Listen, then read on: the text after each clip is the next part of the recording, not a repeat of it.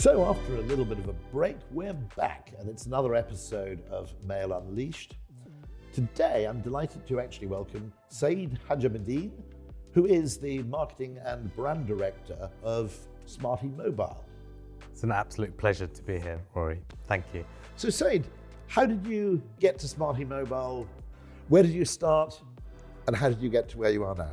I started my career in a customer-facing environment for O2 in the UK. I was always fascinated by the type of people that would come in and their requirements, how different they were. Then as I actually grew my career, I went more into the commercial and direct response marketing side of the world. And what I loved about it was, loved seeing creative solutions to drive outputs and action. Yeah. And I loved seeing the relationship between the two. And over the years, I've kind of grown in various different roles for O2, Tesco Mobile, Scottish Southern Energy, and each one had a different challenge. And with SMARTY Mobile, the reason why I loved that challenge was because no one had written its history before. It was a blank sheet of paper, and that my curiosity led me to SMARTY in the way of, actually, here's this brand that genuinely wants to make a difference to how people connect and their relationship with connectivity. And I took that as a personal challenge to see if I can satisfy my own curiosity of how people think. And you had a little bit of the privilege of a kind of blank slate to start with. Yeah, which has been fascinating, actually. I guess as an MVNO, you're a completely intangible brand in one sense, in that you don't have shops, you only sell direct. In a sense, you're selling an intangible product through, with the possible exception of mail, largely intangible media. Is it particularly for that reason you find mail really, really valuable in establishing, well, two things, I suppose, a degree of tactile physical presence, but also, I think, trust that goes with that? Yeah, absolutely. I mean, you hit the nail on the head. Being a digital-only brand, and you're selling something like connectivity, which is so important to people, but you don't have that physical presence.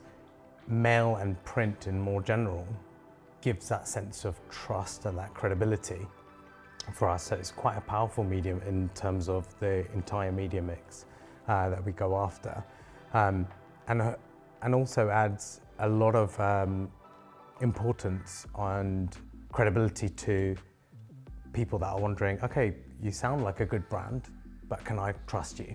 Yes. And actually that's been proven over the last 7 odd years that we've been alive. It's the #1 organic search term for SMARTY Mobile is, are they any good? And in a lot of ways, direct mail actually answers that question quite nicely as part of the entire mix. So one question, I mean, both in the past and at present, do you occasionally get pushback from the kind of digital obsessives in the business for using an analog medium? Not so much in SMARTY. We're quite fortunate enough to actually explore different mediums with our test and learn approach, which works. But the one thing that I would say is that actually, we've kind of, as marketers, we've done this to ourselves.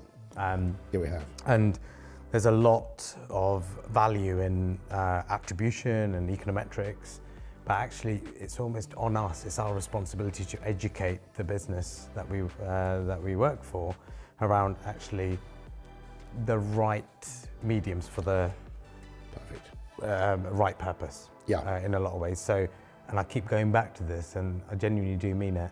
It's the role of the media channel that we have to really question, and what its purpose is. So for me, digital, and there's a whole heap of media channels that are there to purely attention grab. Yeah. And for us, that's super important because you've never heard of us. Of course. Yeah, but actually, then the question becomes, what do you do with that attention? How do you maximize that curiosity that you've just piqued? And for me, mail specifically plays a huge role in that, because that's why I'm bringing you on the journey on a one-to-one basis, not in a cluttered environment where I've gained your attention. So come with me. You can't fragment the letterbox. I always say that point. Yeah. It comes through to your letterbox and you take your time to go through it And actually there's something, if you've got the personalization right, and this it is a test and learn channel, it's ideal for test and learn. And if you can figure out what works, what doesn't work, but essentially what you're doing is from that moment, you're creating a relationship there. Yes. That is almost uninterrupted. Which you can't really say in your day-to-day life when you check out the news, etc., and you're chased around by the digital medium, and it has its purpose. But actually, like, what do I do with that attention that I've worked so hard to get? That's the role that mail plays. And actually, the very fact that it's cost a little bit more to actually gain that attention, yeah, is meaningful in all kinds of ways. I think the consumer detects it. Yeah. In other words, you have chosen to spend money writing to me, therefore what you have to say is almost certainly not irrelevant. Yeah. Whereas when you go online, let's be honest, most of it is spray and pray. Yeah. And you also, when you write to 100 people, you know there are 100 different people. Yeah. In the digital universe, there's actually not altogether ridiculous, I would say. You may well be reaching the same person 100 times. Yeah. Have you tested using it in conjunction with, say, radio or TV, or do you plan to do that? We do plan to do that with SMARTY. Yeah. And actually, I've used that quite a lot in my previous roles.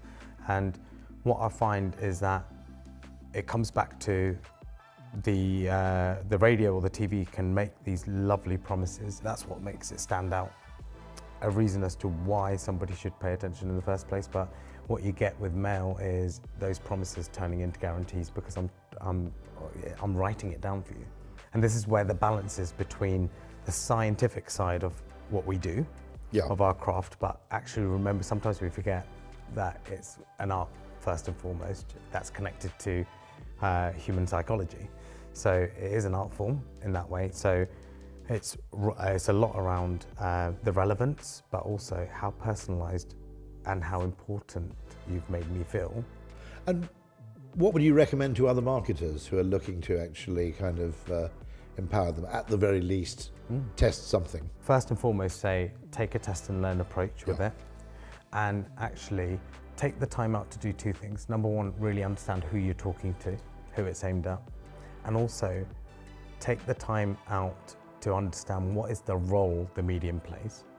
And I think the companies that have done that, or brands that have done that really well, they're not afraid to put effort into that, knowing full well that actually the first objective is to make sure that it captures your attention in that one-to-one. When you pull out all your mail from the letterbox, that it's one that actually stands out to you.